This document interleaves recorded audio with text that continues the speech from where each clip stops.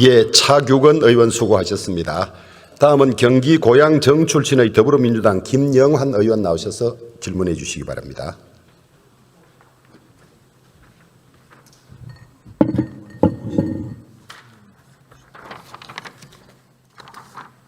괜찮습니다. 존경하는 국민 여러분, 주호영 국회 부의장님과 선배 동료 의원 여러분, 김민석 국무총리님과 국무위원 여러분 반갑습니다. 저는 경기도 고양시청 더불어민주당 김영환입니다.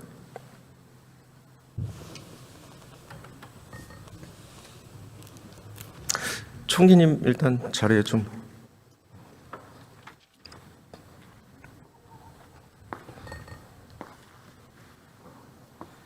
총리님 반갑습니다.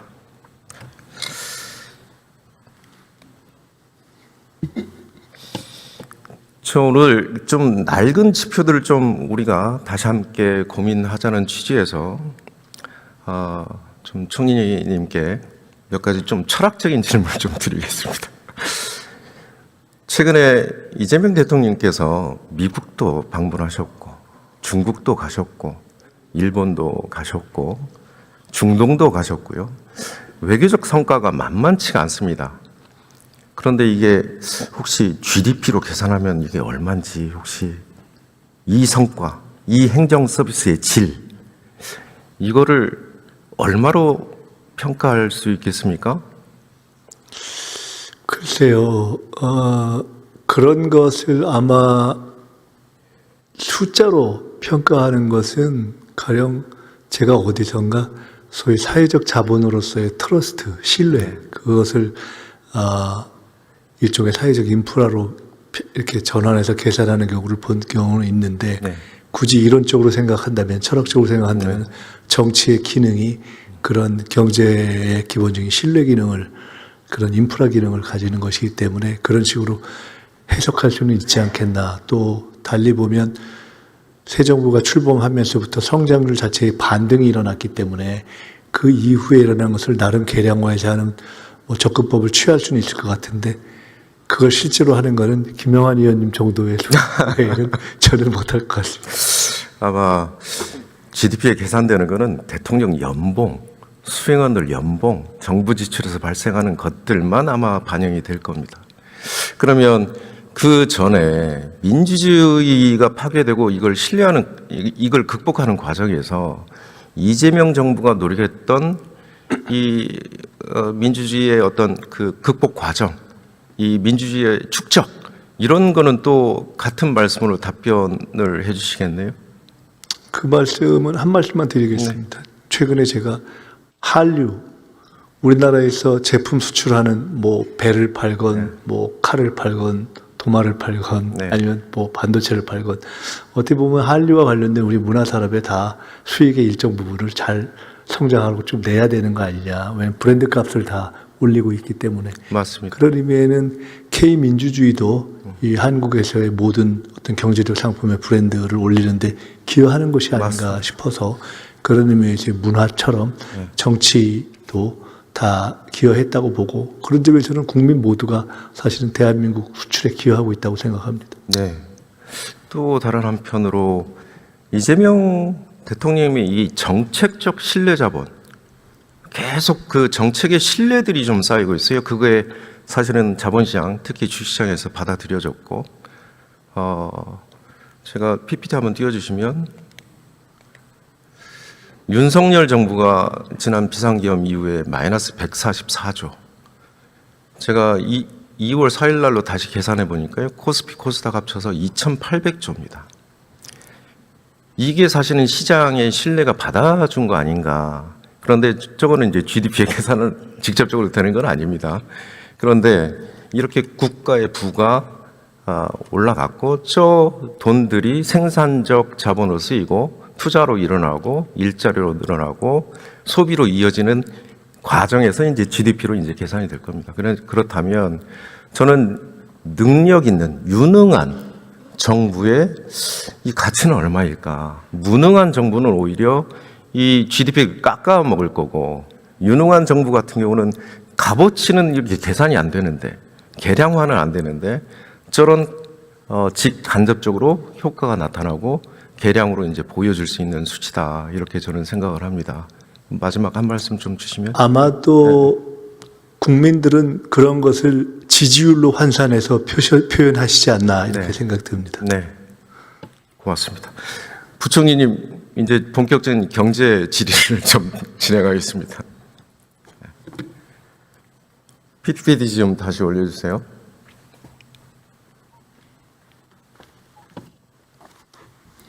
네. 지금 이제 GDP 제가 틀렸다고 딱 단언하고 좀 들어왔습니다. 원래 이제 GDP 저게 2차 세계대전 이후에 쿠츠네츠 노벨 경제학상 받은 사람인데 네. 이게 이 경제 활동을 제대로 평가를 못하고 있다. 특히 정부 사이드 쪽에 이 정부 지출을 제대로 감지를 못하고 있다. 특히 윤핵관 정부 같은 경우는 그 효과가 반감되고 있다. GDP에 반영이 안 되기 때문에. 그래서 그 사르코지 대통령이 스티글리츠 위원회라고 일명 이렇게 표현되는 새로운 대안책들이 뭐냐 이렇게 한번 연구 진행을 했는데 거기서 나온 책 중에 하나가 GDP는 틀렸다입니다. 그 한번 보셨어요? 네. 네. 우리가 일단 GDP에 반영을 하려면 시장 가격이 있어야 되고 산출물이 있어야 됩니다. 네. 시장 가격이 없으면 GDP에 반영이 안 돼요. 네. 가사노동이 대표적이죠.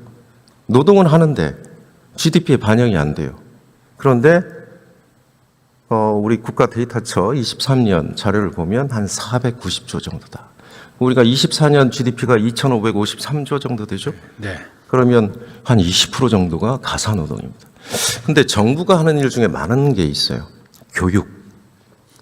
무상으로 하잖아요. 네. 대학. 우리 산업부 장관님 여기 계시죠? R&D 지원. 다 부처에서 다 진행을 할 거고 이런 것들은 사실은 되게 평가절하되고 GDP에 시장 가격이 없다 보니까 반영이 안 돼요. 그렇죠? 네. 그러면 적극적으로 정부가 역할을 하는데 GDP에는 계산이 안 됩니다. 근데 GDP는 국제 간 비교인데 어느 정부이냐에 따라서 되게 달라집니다. 정부 부채만 해도 그래요. 이를테면 아까 누가 정부 부채 얘기하시던데 GDP 실제량이 저평가되어 있다면 정부 부채는 우리가 생각하는 것보다 낮다고 평가할 수밖에 없지 않습니까? 네. 그리고 국민의 삶은 그만큼 질이 올라가는 것이고요. 맞죠? 네. 제가 저희 지역에 일산대교 하나 있습니다. 28개 도로 중에 유일하게 유료입니다. GDP에 반영이 됩니다. 네, 저것만 반영이 돼요. 네. 그런데 나머지 27개 GDP가 반영되는 건설비 정도일 겁니다. 네. 그렇죠? 네. 건설비, 거기에 대한 파급 효과들일 텐데 지금 일산대교만 민영화되었기 때문에 GDP에 계속 통행료로 반영이 돼요. 또 볼까요? 외곽순환도로, 저희 고양시를 북부로 통과하는 외곽순환도로, 민자고속도로 높죠? 그렇죠? 그런데 정부는 도로공사를 통해서 민자고속도로보다 절반 이하로 통행료를 이제까지 받았는데 최근에 좀 조정은 됐어요. 네. 그런데 만약에 도로공사가 민자고속도로와 똑같은 통행료를 받았다면 정부의 GDP 역할은 매우 컸을 겁니다. 그렇지 않습니까? 네. 네. 또 볼까요? LH 우리가 임대주택 사업들을 많이 하는데 대체로 30에서 70% 수준으로 임대료 가격을 책정하고 있어요. 저게 민간 시장에서 공급되었다면 GDP는 또 달라졌겠죠? 정부의 서비스는 사실은 언더 에스티메이트 되는 겁니다. GDP에서. 그렇죠? 네. 우리가 실제 국민의 삶의 질을 올리는데도 저평가되고 있어요. 그런데 지금 LH가 이재명 정부에서 한 11만 호 공급을 해야 돼요. 문재인 정부에서 6만 호, 윤석열 정부에서 반토막 났습니다. 그런데 이재명 정부에서 11만 호 공급해야 돼요. 자, LH는 싸게 임대료로 국민의 삶의 질을 올리고 있어요. 여기 있는 국무위원님들 다 모두 부채 소관 사업들이 마찬가지일 겁니다.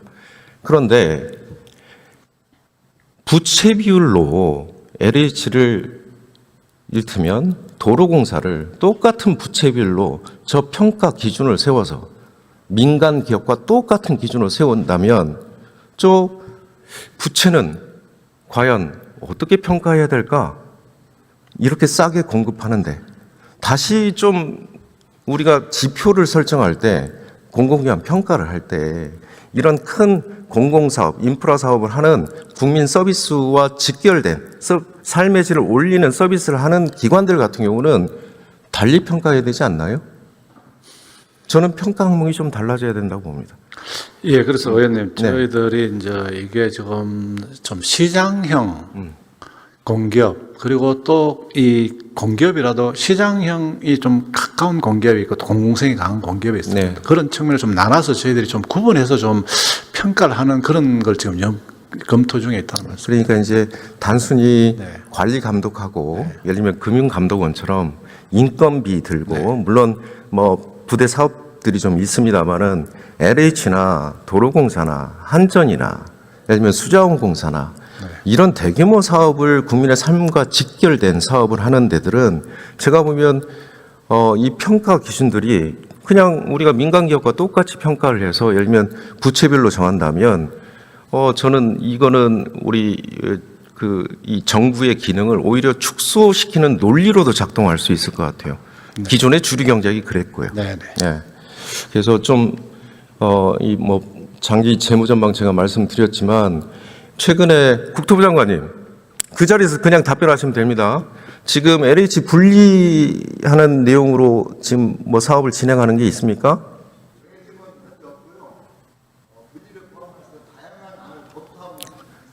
네, 제가 보기에는 그것도 좀 기존의 이데올로기에 우리가 좀 쌓여 있다는 좀 반증이기도 합니다.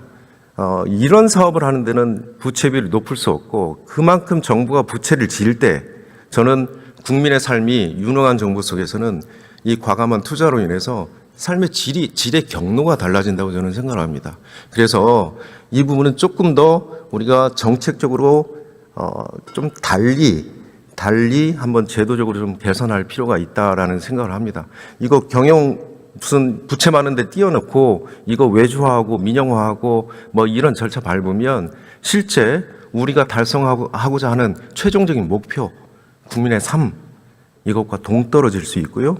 그리고 이렇게 기관을 분리하다 보면 저는 뭐 기관 분리하는데 뭐 1, 2년 이러면서 우리가 달성하고자 하는 11만 원 목표에 사실은 이 걸림돌로 작동하지 않을까 이런 우려도 좀 있습니다. 그다음 좀 볼까요? 불평등의 이력 현상 혹시 들어보셨어요? 네네. 네, 대한민국 OECD 중에 네. 지금 소득 재분배 효과가 31개국 중에 꼴찌입니다. 거의. 왜 이럴까? 이재명 정부에서는 어떤 일들을 해야 될까라는 게 제가 좀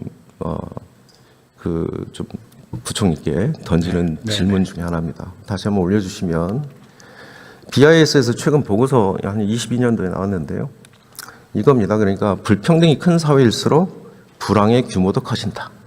그런데 이런 불평등은 기존 불평등을 더 확대를 시키고요. 그 다음에 오히려 경기 회복 시에도 확대된 불평등이 오히려 더 심화된다는 겁니다. 경기 회복 때 같이 불평등이 완화되는 게 아니고 더 심화된다는 거예요. 하위 50% 소득 점유율 이 연차별로 샥 이후에 어떤 샥이 오고 그 이후에 보면 소득 점유율이 떨어져요. 이게 이제 계량으로 좀 수치로 좀 보여주는 건데요. 저는 이제 조세 지출 조금 더 좀 볼게요. 자, 우리가 정책을 할 때요. 불평등을 줄이고자 한다. 그러면 불평등 줄이는 효과 경로를 잘 추적을 해야 되잖아요. 네. 우리 조세지출 제가 31조 이것도 제가 분석한 거잖아요. 부총리님. 네네. 아시죠? 네. 31조를 분석했더니 15조 1787억 원이 상위 20%에 집중되더라. 조세 지출은 안 보여요, 잘. 그렇죠? 차라리 저 돈을 재정 지출, 일반 예산으로 지출하게 되면 훨씬 더 이전 지출로 우리가 효과를 볼 수가 있어요. 이를테면 지역화폐, 제가 어저께 한국은행 재정 승수 관련해서 좀 문제를 좀 지적을 했습니다만은 이 불평등이 세대 간 이전이면 안 되고요. 여기 국무위원님들 고향이 다 다르시잖아요. 한 제너레이션 다시 지나면 국무위원님들 고향이 다 같을 수가 있습니다. 강남 3구. 저는 불평등이 인구, 결혼, 출산 이거에도 영향을 깊이 미치고 앞으로 우리 사회에 지대한 그 걸림돌로 계속 작동하는 거다. 그러면 우리가 정책 예산 정책을 짤 때도 조세 지출을 짤 때도 어떤 걸 줄이고 어떤 걸 좀 늘려야 될지 이런 부분을 잘 새겨 주셨으면 예, 존경하는 우리 김영환 의원님 늘 이렇게 우리가 고민해야 될 그 철학적인 지점을 이렇게 문제 제기해 주셔서 감사하게 생각하고 지금 이 글로벌 되면서요 이게 그 양극화가 굉장히 고착화되고 더 커지는 경향이 있습니다. 그래서 잘 되는 집은 더 잘 되고 또 어려운 집은 더 어려운 이런 상황이기 때문에 진짜 이게 불평등의 이 해소를 위해서 국가가 퍼블릭이 굉장히 저는 노력을 해야 된다고 생각합니다. 그래서 어려운 계층에 더 중점을 두고 그래서 그게 역량을 키워주고 또 잘하는 그 미래 세대들에게는 더 국가가 지원해주고 이렇게 하지 않으면은요 이걸 진짜 이 고착화가 지금 의원님이 걱정하시는 것보다는 훨씬 커질 수 있는 그런 고민을 가지고 있습니다. 그래서 정부는 그런 쪽에다 좀 맞추고 제가 답변을 다 못 드리기 때문에 하나만 말씀드리면 소상공인 자영업자들 같은 경우도 저희들이 내년부터는 그 생활형 R&D를 통해 가지고 이 역량을 키워주는 쪽으로 진짜 내년도에 대전환을 하려고 합니다. 그래서 제가 천안에 있는 그 시장에 가보니까 꽈배기를 만드는 그 작은 상점인데 굉장히 그 꽈배기를 맛있게 합니다. 그래서 못난이 꽈배기라는 꽈배기 집인데 거의 정부가 지원하지 않는데도 본인이 R&D를 굉장히 연구를 많이 해서 너무나 맛있는 이 꽈배기를 만드니까 줄을 서가 있습니다. 그리고 뉴욕까지 진출을 합니다. 이제는 동남아로 진출하고 뭐 유럽까지 진출하려 이런 식의 어떤 역량을 키워주는 것 그게 교육이 될 수도 있고요. 그 다음에 소상공인 자영업자 같은 뭔가 기술 혁신을 통해 가지고 이분들이 과자 하나를 만들더라도 굉장히 맛있게 그 전 세계 사람들이 찾아오고 이 사람들이 열광을 해서 하는 이런 식의 어떤 스토리텔링을 좀 해서 기본적으로는 이제 불평등을 해소하려고 하고 그 조세 지출과 관련해서는 이런 점은 있습니다. 저희들이 이제 기착이 고소득층에 된다고 하는데 저희들이 이제 그 초혁신 국가 전략 기술에 대해서 R&D를 확대해 주다 보니까 이게 대기업이나 이런 쪽으로 기착이 되는 그런 측면이 있고 그 다음에 신용카드 공제해 주다 보면 아무래도 고소득층이 신용카드를 많이 쓰다 보니까 그 공제를 높아지고 이런 부분이 있어서 하여튼 이런 부분이 단기간에 조정은 안 될 것 같습니다. 그렇지만은 아까 말씀드린 이 재정 지출을 통해 가지고 그래서 이 저소득 계층의 어떤 역량을 키워주고 그분들의 어떤 불평등을 해소할 수 있는 탈출구를 만들어주는 데 있어서는 정부가 더 노력하겠다는 말씀을 드리겠습니다. 참고로 네. 제가 기재부의 그 불평등과 인구 시뮬레이션 네. 기재부와 통계청에 여러 번 얘기했는데 네. 연구를 안 해주셔가지고요. 네. 제가 연구를 돌렸습니다. 그래서 저희 연구 보고서가 있으니까 네. 나중에 총익게 네. 드리니까 2070년 우리 인구가 대폭 증가합니다. 네. 인구 프로젝션 원래 경로에 네. 불평등 변수를 넣으면 네. 더 줍니다. 네네. 그래서 네네. 감사합니다. 네네. 네. 감사합니다.